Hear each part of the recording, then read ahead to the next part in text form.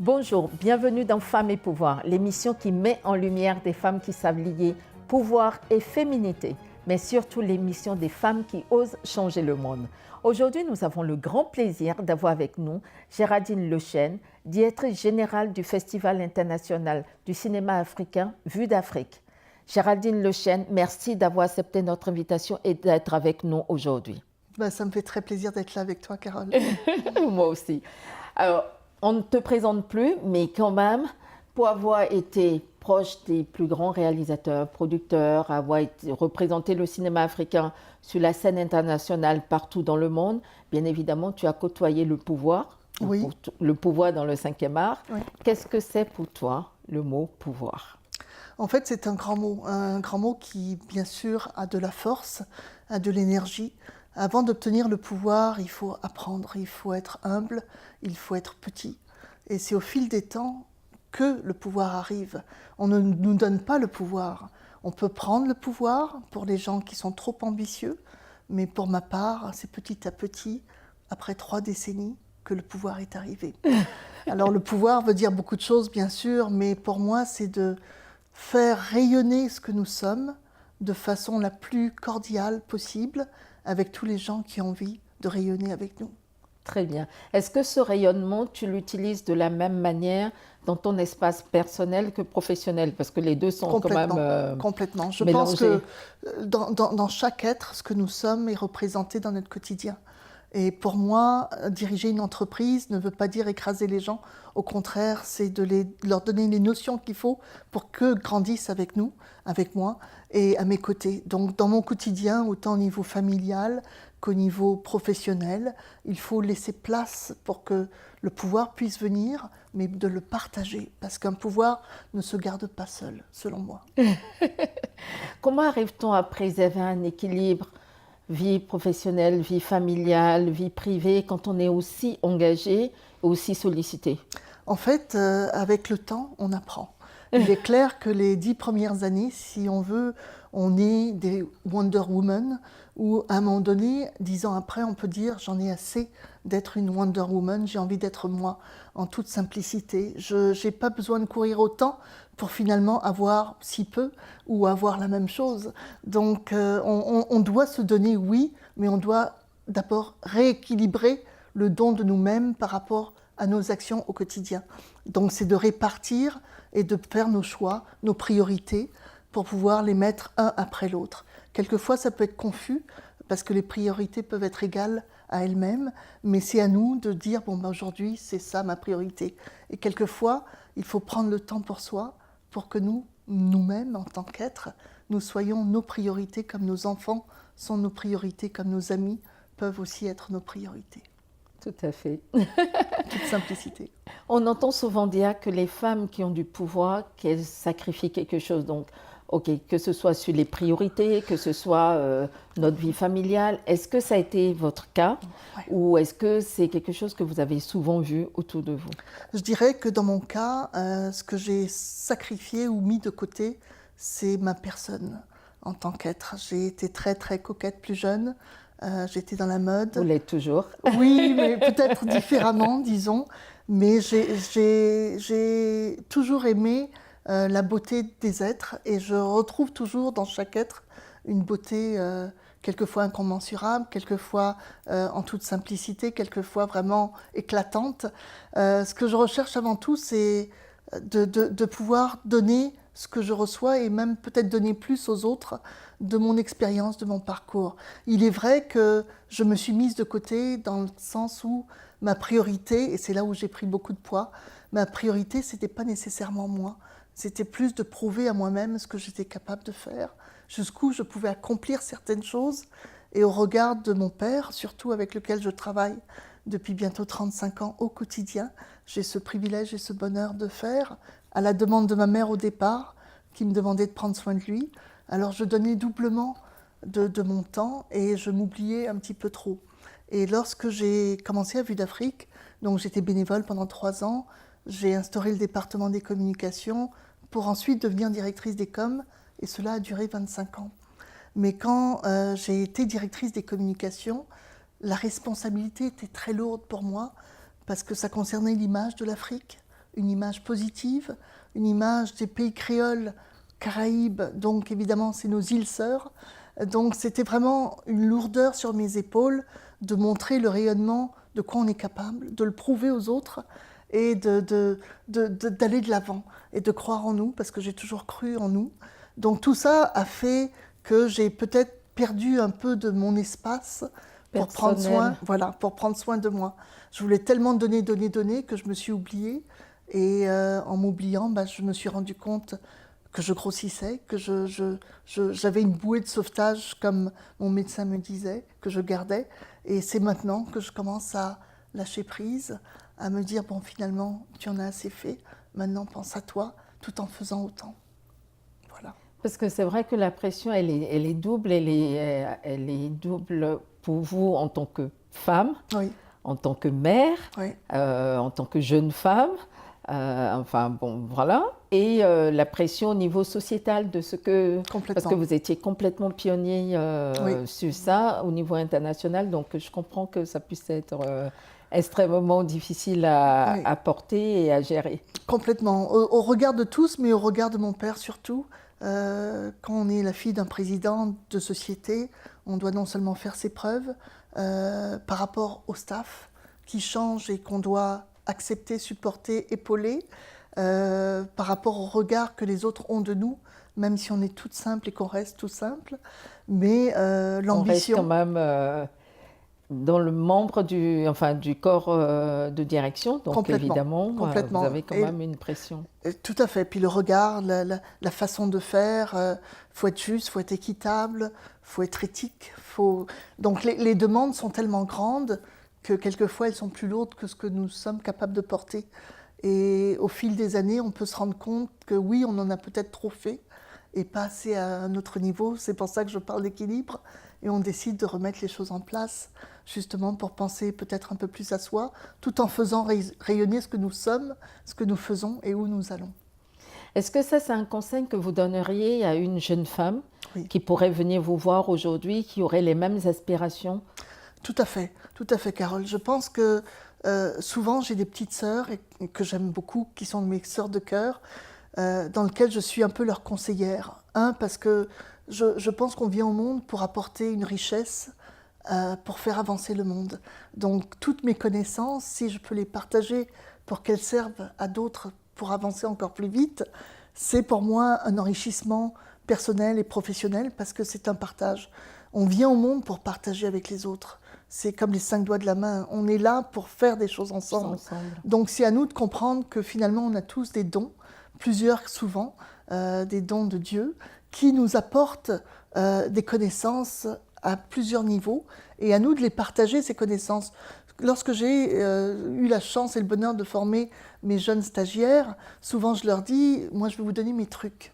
Parce que les trucs, c'est ce qui nous fait avancer encore plus vite. Et pourquoi faire perdre du temps dans le parcours qu'on a vécu pour que les autres en gagnent, parce que nous, on n'en a pas gagné à ce moment-là. Donc, on est gagnant de partager nos connaissances, notre richesse, notre apprentissage, nos réussites et nos erreurs. Parce que c'est aussi avec nos erreurs qu'on apprend à s'améliorer, à avancer, à mettre un pas devant l'autre. C'est comme un enfant qui grandit. Il tombe une fois, il se relève, il remet un autre pas devant l'autre. Il voit pour stabiliser qu'il faut le mettre peut-être côte à côte et non trop près, ainsi de suite. Donc, c'est cet apprentissage, ce parcours, qui est précieux pour moi. Et lorsqu'on aime les gens comme je les aime, pour moi, il est important de transmettre. Voilà. Et je suis rendue avec à ce générosité, en fait. Oui, mais il ne faut pas avoir de limite dans le partage du bonheur qu'on peut apporter à quelqu'un. Voilà. Face aux nouveaux défis, parce que notre société quand même rencontre énormément de défis, complètement. Est-ce que, et le monde il change très très vite, quand on est aussi engagé, qu'on a envie que les choses elles changent, qu'on a envie d'apporter du bonheur, qu'on a envie de changer le regard, parce que c'est un peu ce que vous faites, changer le regard du monde sur un continent qui, pour beaucoup, est identifié comme un continent en perdition ou un continent complètement démuni de tout. Et pourtant, c'est tout le contraire. Est-ce que vous avez identifié dans vos pratiques, dans votre expérience de vie, quelque chose qui, pour vous, pourrait contribuer à changer le regard, à favoriser la diversité ou l'inclusion? Alors, tout simplement, c'est la fierté. lorsqu'on est fier de nos origines, il n'y a rien qui peut mettre un frein à cela. Être fier de nos origines, ça veut dire beaucoup de choses. Ça veut dire de comprendre ce que nous sommes, d'avoir grandi ou d'avoir compris les valeurs qu'on nous a inculquées, de les partager. On a toutes les richesses. L'Afrique n'a jamais été en perdition. L'Afrique est un continent, je dirais un des plus beaux continents au monde, dans lequel, effectivement, il y a eu des changements qui ont été faits, que ce soit par la colonisation, par les expériences de nos chefs d'État dans nos pays africains, et même avant nos chefs d'État des royautés. Mais il est clair que nous avons tout pour pouvoir bâtir, pour pouvoir s'étendre, pour pouvoir partager. On regarde juste les richesses. Déjà, le continent, c'est 54 pays. On est combien de fois plus grand que les États-Unis? On est combien de fois plus grand? On sait très bien que le berceau de l'humanité est en Afrique. Ceux qui l'acceptent, c'est très bien. Ceux qui ne l'acceptent pas, ouvrez-vous, comprenez, faites des recherches. Donc, on a vraiment un fil conducteur qui est maître du monde. À nous de voir de quelle façon on peut le développer autour de cela, que les richesses appartiennent au continent et restent sur le continent, que le savoir qui est parti des diasporas à l'étranger revienne petit à petit au continent. Lorsqu'on est fier, on a tout pour avancer. Soyons fiers de ce que nous sommes, parce que vraiment on est une bénédiction, je dirais, pour le monde. Pour le monde. Et arrêtez de prendre ce qui ne vous appartient pas. Arrêtez d'acheter ce qui ne nous appartient pas. Mangeons local, mangeons ce que nous avons, ce que nous récoltons. Voyons et trions ce qui est bon pour nous. Et on a tout au bout des doigts pour pouvoir montrer de quoi on est capable et illuminer le monde, je dirais même. Très bien. Merci beaucoup Géraldine. On revient dans quelques instants. Merci.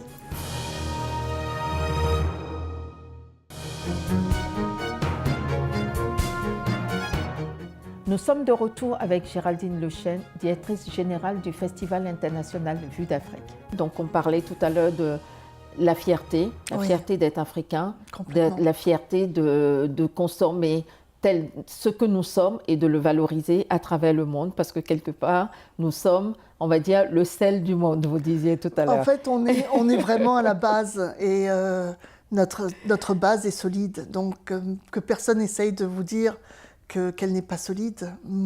Regardez d'où nous venons et regardez ce que nous avons.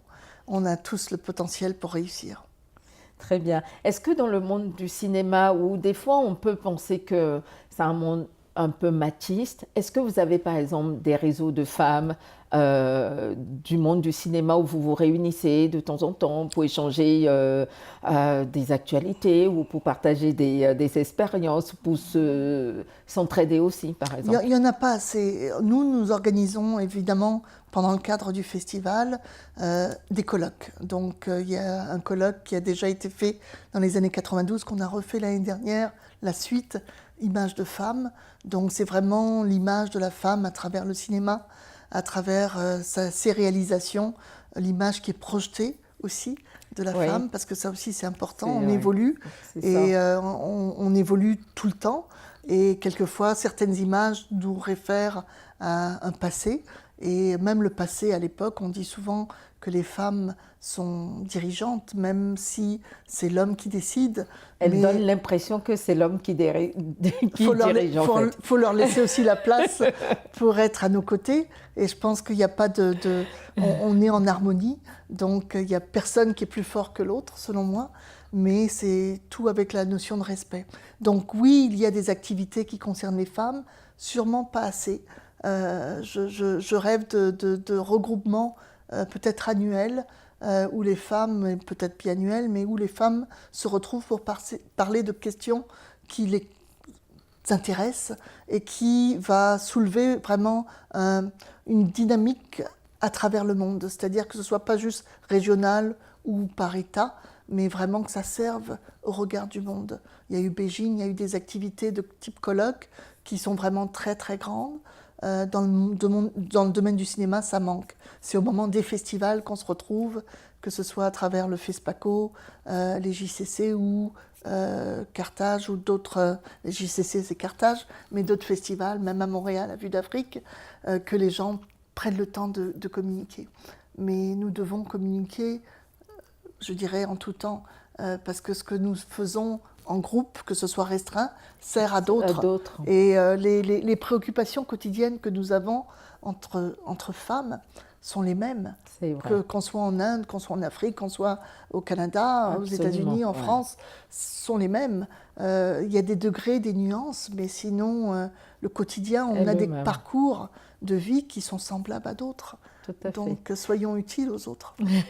Quelle stratégie les femmes devraient-elles mettre en place pour accéder aux espaces de pouvoir ou pour concrétiser leurs ambitions ou leurs rêves, sans que ça soit perçu comme quelque chose de péjoratif? Oui, je pense que le pouvoir, selon les personnes, doivent se prendre, pour moi, le pouvoir se prend naturellement et petit à petit. C'est pas parce qu'on est ambitieux ou ambitieuse qu'on doit prendre le pouvoir par force. On doit pouvoir démontrer d'abord, ce que nous sommes et le pourquoi on pourrait bien représenter un groupe de femmes ou un groupe de société, quel que soit le pays où on est. C'est par nos actions, par notre générosité, par notre efficacité qui fait qu'avec le temps, les gens ont confiance en nous. Et c'est tout à fait légitime de le faire, selon moi, de cette façon-là. Et le pouvoir ne doit pas, pour moi, se prendre, elle doit venir naturellement. Naturellement.